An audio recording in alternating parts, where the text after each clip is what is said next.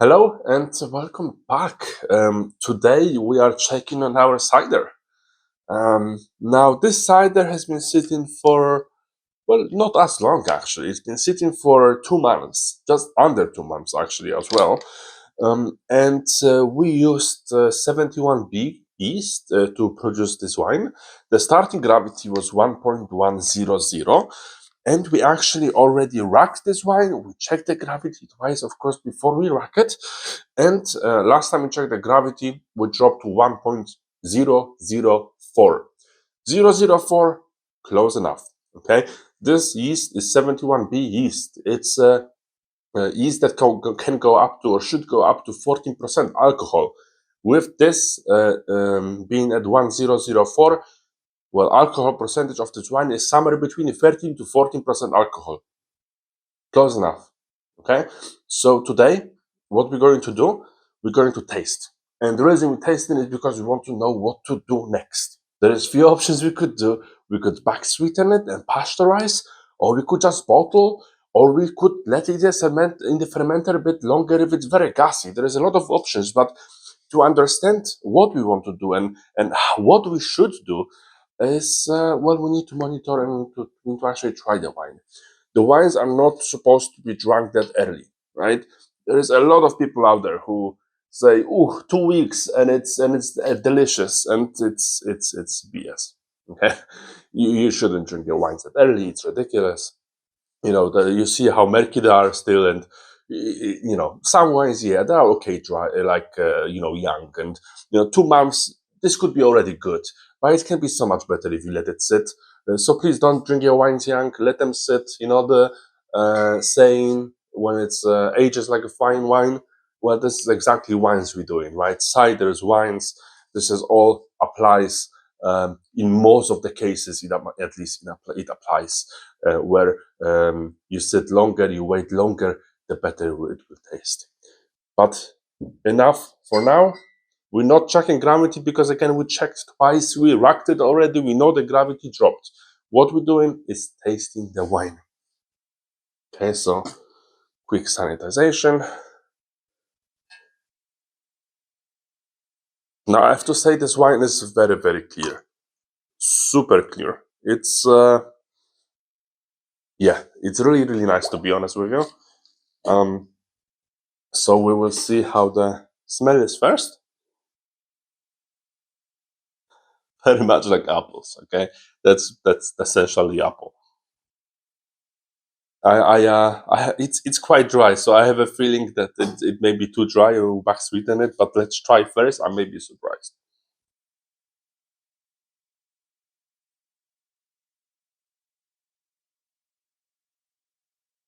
Huh.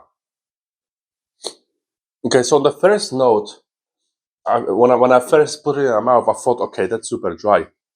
But now that I let it sit and swallow that, I actually taste some sweetness, which is very, very surprising because it's 004. It's really dry. But yeah, you taste what you want to taste, right? Taste buds vary. Okay, so it tastes quite decent, but again, it can sit. Right, it's not gassy, which is a good thing. It gassed pretty nicely. Um, but yeah, it still can sit.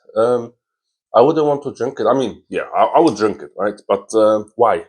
Why would I drink it now if I can sit it 1 or 2 months more, or a few weeks more, and have it so much more better, right? It's just simple as it is. But yeah, it's as is. It's not bad, but I don't want to say like enjoyable. It's out there, right? It's quite good for the age. It is, right. That's the important part. It's quite good for considering the age. Would you like to try, babe, and weigh in maybe? Let me know if you like to back sweeten it or not. So right now we're thinking about what I'm thinking about. We either back sweeten it and pasteurize, or we leave it as it is. And maybe I would like to leave it as it is because it's fairly enjoyable for the age it has right now. So when it ages, it can be really, really nice.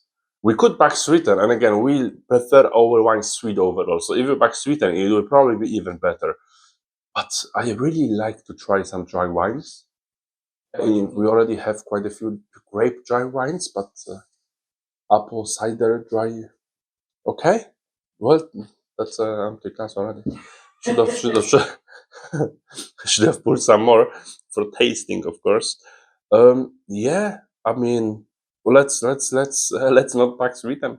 Let's keep it as it is. And what we will do, we will bottle it. Okay, so yeah, we could leave it in the fermenter, but we have a lot of bottles that we want to use, and we will bottle it. We will show you the process of the bottling, and yeah, what the tools that we use for bottling are very straightforward. I have sanitized the water right here. Yeah, so essentially, the way we're gonna bottle is use this device. It's a racking cane with the bottling wand in the end that you can detach essentially. So if you want to transfer our wine to another fermenter, we will just use this part, right? No bottling cane, because you just pump and the fluid goes through, wine in this case. But with the bottles, what we have is a bottling wand. We basically attach it, and it's very, very helpful because now we put it in the bottle, and there is a valve in the end here. When it's pressured, when it's put down and then pressured, then the fluid goes through. And when you pick it up from the bottle, the fluid stops and doesn't go through anymore. So it makes it very, very easy to bottle the bottles, because without the bottling cane, it would be quite a mess. Imagine putting all of this in the bottle, then you have to take it out, block it with your fingers, whatever it is. It'll be quite a mess nevertheless. So this racking cane is definitely very helpful, and the bottling wand for the bottles makes all the difference. So if you have extra few euros or dollars or whatever you're from, I would definitely suggest buying one, investing in one. There is a lot of that in the market. You can definitely find a lot in your local shops if you have any that sell this equipment. And otherwise, check your Amazon maybe and see what's there. Obviously, it's not sponsored, but it's a really, really good idea for you guys to have one, especially if you make more wines than one a year, or you plan to make more wines in the future. Nevertheless, let's get into bottling. Now, for bottling, what we use is these bottles. These costed us almost nothing. I mean, I bought a beer, right? I like beer. I like my beer, and these are the bottles from the beer I drink. We clean them, we sanitize them, and they are perfect to reuse them. Like, instead of going to Amazon and buying 20 bottles for 50 euros or whatever it is, super expensive, I just buy my beer, drink my beer, enjoy it, and then just keep them. You cannot see the bottles. I have my bottles below. You put the wand in here, in the bottle, you leave it there, and then you put your racking cane into the wine. Just make sure everything is stable. Let's put this like so, and we just pump it. Pump, pump, pump, and pump until the fluid starts going through. And we just let it go. There is barely any sediment. It was already racked, so I'm not too worried about sediment going into bottles. And now it's being filled. You don't see it, but essentially I leave it, and when it's done, just pick it up and put it into another bottle. And there is one. There it is.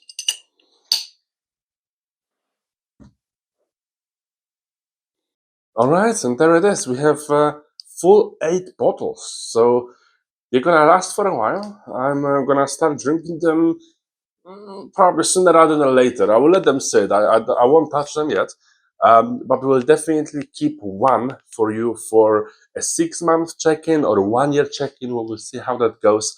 Obviously for our tasting videos. I can't wait for a lot of them. The gin wine, I see it. The apple. The berry, the second stroke, and there is so many different wines waiting to be tasted on the video. I can't wait, but for now, that's it for the video. Thank you very much for watching. Please consider subscribing. Let us know what you think of the format. If you prefer me, talk about some other topics, maybe a bit more, explain calculations or whatever, math, or just any questions you might have, feel free to ask. So thank you very much for watching. Stay tuned, and I will see you next. Bye.